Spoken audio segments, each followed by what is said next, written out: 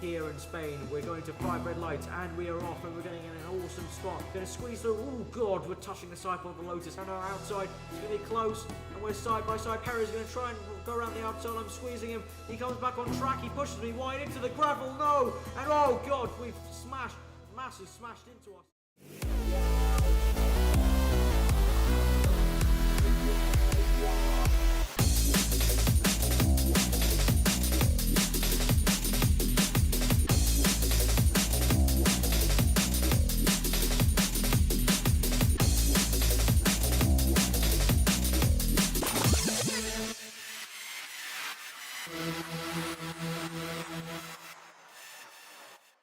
Hey the guys, over here bringing you my F1 2013 career mode with Scott Jenson. Today we're here in the Monaco Grand Prix race and our objective is to finish 3rd place, and you can already guess that my qualifying went very well here. Qualifying was actually full wet conditions in Q1 and then intermediates in Q2 and Q3, but I still managed to put it on to 5th place in the Monaco Grand Prix grid. So this is a very good thing and we now can achieve some great points here. Maybe even a podium, we'll have to see, but the tyre strategy, only 2 stops, so quite surprising actually to see that here in Monaco, it's only 2 stop. Although, yeah, Monaco Street being a street circuit, you know, the super softs and the soft tyres being brought here. It's not a high wearing track, but yeah, I'm quite surprised to see only 2 stops, but there we go. And I'm going to show you the subs, 1111 wings, you need all the aero you can get here in Monaco. And basically my Monaco setup is really just using the default setups. I go 2 clicks to the left, which is 1 just before full wet conditions setup, and then I just change the wings to 1111, and that's pretty much it. So yeah, it works for dry and wet, so it's a pretty good setup, and it feels comfortable for me, definitely, around Monaco. So yeah, here, 5th place with Scott Jenson. This is amazing stuff, his highest qualifying position yet, and so we'll be looking forward to what's going to be happening next. So we got Fernando Alonso on pole for the Monaco Grand Prix, and he'll probably be winning this unless he gets taken into the first corner, because here at Monaco obviously it's very hard to overtake, so we're going to have to hope for the best. Here we're on 5th place and we're going to 5 red lights for the Monaco Grand Prix. Will it be a good one? Let's get off the line, and we're going to use a tiny bit of curves. And Nico Rosberg's had a great start. Look like he's going to go down the inside of his teammate Hamilton. Going down the inside, just going to hit Rosberg a tiny bit. We're going to go through both of them. We're side by side with Vettel. Vettel's still on the inside of us. We're going to have to give us the room, and the Red Bull of Vettel has squeezed us out. We're going to hit the barrier a tiny bit. Now we're going to go down the inside of Vettel, touching his rear tyre a tiny bit. We're going to go around the outside, smashing Vettel, and we made the move stick. So we're up into 2nd place here in the Monaco Grand Prix. We've been, warning for causing collision there. So maybe the stewards really didn't like that move on Vettel. It was, yeah, it was very touch and go for a clean move, but nonetheless, it's Monaco here. You're going to get pretty close if you're trying to overtake around those walls. So we're up into 2nd place here. Fernando Alonso's already storming away. Look at the lead he has on the rest of us. So this is amazing stuff for Fernando Alonso, but really awesome here with us in 2nd place. And going to lap 9 now, it's time to make the pit stop. Going on to the prime tyres. The pit stop said lap 10, but I'm going to go on lap 9. Try and get one more lap of fresh tyres. Try and undercut a few people. We'll have to see how it goes. But going to be hoping that this is a good pit stop, because my pace wasn't overly amazing. It was good enough to get me 5th, but I don't think it was too amazing in race pace. I was finding it quite difficult actually during the race.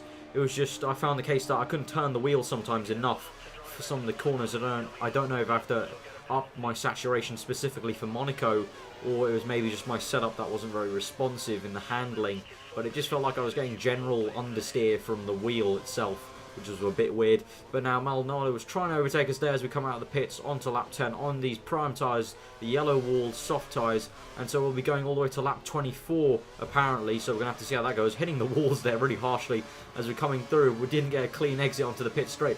We're just going to overtake, I think it's Felipe Massa. Yes it is. We go around the first corner, we're going to overtake Felipe Massa. Yes we are, side by side. It's going to be close, but yes, we've done it. We've got more momentum than Felipe Massa there, and we're up into 6th place now onto lap 11. That's probably going to be crucial for our position at the very end of the race. So now we're going to continue onto the pit straight, and some more people are making their pit stops.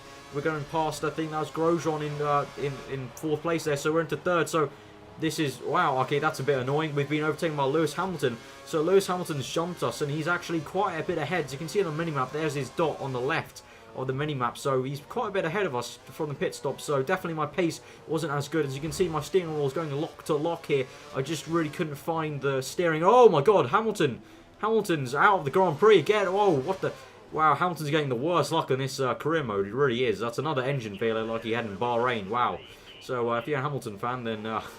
well, what can I say? In this career mode, he's going a bit spastic. And in this career mode, Fernando Alonso is completely dominating this race. Nowhere to be seen, really. And going on to lap 21, and the tyres are really going down. They're really getting to the point of no return. And Raikkonen behind us with half a front wing. I think he's got a lot of end plate off. And just there, getting a lot of understeer from these really worn tyres. Lap 24 is really pushing the tyres. And I was actually considering penning around now, but I really wanted to continue on. But blue flag situation. Oh my god, Fernando Alonso is right there. So Alonso in first place is lapping me and Raikkonen, which is absolutely amazing if you consider, you know, what sort of pace that is. He's lapped the whole field. Or we will be lapping the whole field right now as we go into the tunnel. Me and Raikkonen slowing down. I'm going to accelerate just about now so I can continue ahead of Raikkonen. But Alonso's lapped the whole field, which is pretty damn amazing. Going on to lap 23, look at those tyres, really, really worn. I'm having to go very slowly, going to have to try and nurse the tyres into lap 24, where I'm going to make the pit stop. And going around that hairpin, really struggling with the hairpin to turn it. And onto the end of lap 23, I couldn't take any more. I had to pit for another set of prime tyres onto the lean mix. But I was in second place there, so we'll have to see where we come out. But Fernando Alonso, the story of the race so far, lapping the whole field, quite amazing actually. But at the moment we're doing very well indeed. We were second place. We'll have to see how we come out. My pace was not very good, so I suspect I might get undercut, might get overtaken during the pit stop phase. We'll have to see. But we're coming out, and now we're on lap 37. As you can see, we're in fourth place right now. And we're on lap 37, so some people are actually surprisingly making 3 stops in this race when my team were definitely telling me to do a 2-stop. Raikkonen behind me, Gutierrez behind me, and Raikkonen behind me were doing a 2-stop as well. A few people, like I think it was Nico Rosberg was doing a 3-stop surprisingly. Fernando Alonso doing a 2-stop ahead. He was really dominating this Grand Prix so much, and Sebastian Vettel was also on a 2-stop, but he kind of he was a bit weird. He went really long to his option stints and started setting some brilliant lap times. Whoa, Fernando Alonso has won the race already, so he's lapped me already again in the pit stop. So he's overtaken me in the pit stop somewhere again. So, wow, that's a really strange end, but it does mean we come in 4th place, guys. We don't get on the podium, unfortunately. So maybe my driver might be a bit disappointed there in the credits, but we have got 4th place. This is amazing stuff. Some amazing points for Scott Jenson. I don't know why he's being a bit sad, because this is amazing stuff here. If you've enjoyed this episode, give it a big old like. Subscribe to you for weekly F1 career mode with Scott Jenson. Hope you enjoyed the rest of your day, guys. I've been Alpha. This has been a fantastic position, 4th place, and we'll bring on to Sky Sports News to take you through the results. Yes, it was a fantastic Monaco Grand Prix where Fernando Alonso completely dominated the whole grid, lapping everyone twice and a few 3 times. What a stunner performance by Fernando Alonso. But the biggest story of the weekend was Scott Jenson getting a brilliant 4th place in his Toro Rosso, not having the outright pace to really compete for the podium, but he was looking good at one point. But 4th place will still be good for the Toro Rosso boys, as that brings a big bag of points. Now this surely puts him in the shop window for Ferrari. This is going to be an amazing result for Scott Jenson as he brings himself up to 8th place in the Drivers' Championship. Fernando Alonso still leads the top by some way, Sebastian Vettel in 2nd, Nico Rosberg in 3rd. But again, Scott Jenson in 8th place, that is looking really good to impress his Ferrari bosses up in the Ferrari Driver Academy. Mark Webber in 4th place, Lewis Hamilton in 5th, Romain Grosjean in 6th, and Kimi Raikkonen in 7th. In the Constructors' title, Red Bull still lead the way despite Fernando Alonso's amazing performances this season, as Felipe Massa is letting the team down. Toro Rosso in a good position, but in all, it's been a fantastic Monaco Grand Prix and a great day for Britishman Scott Jenson. So we hope you've enjoyed this Monaco Grand Prix, and we look forward to the next one, which is the Canadian Grand Prix. It should be an absolute stunner.